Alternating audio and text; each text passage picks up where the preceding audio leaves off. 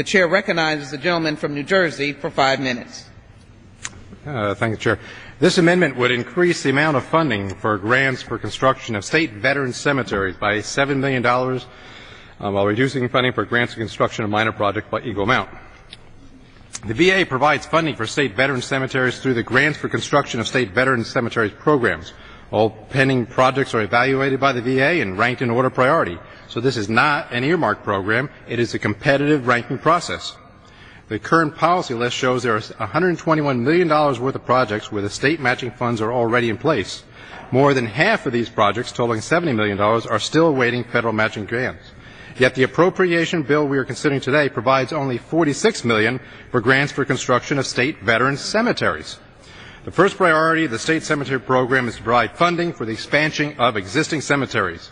And the second priority is for the construction of new cemeteries according to geographical need.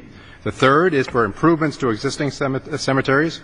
So what this means is that existing cemeteries which require improvements do not receive the necessary funding. For example, my state in New Jersey, it's home to the BGWC Doyle Veterans Memorial Cemetery. This cemetery is the busiest state veteran cemetery in the nation. On average, it has 7 burials per day. For the past 2 years, the cemetery had 2 important improvement projects with state grants in place. But there hasn't been sufficient funding for matching federal grants.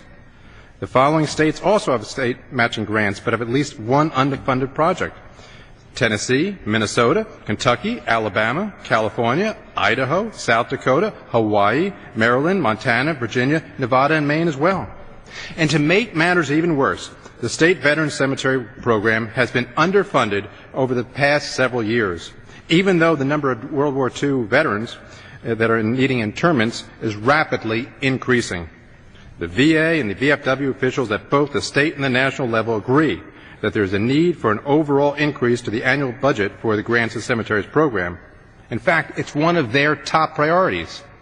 So this bipartisan amendment would increase the amount for this program by $7 million. This amendment would simultaneously decrease it by $7 million for the minor projects. However, the construction of minor programs account is already fully funded at a level that is $40 million above both the VA and the President's budget request.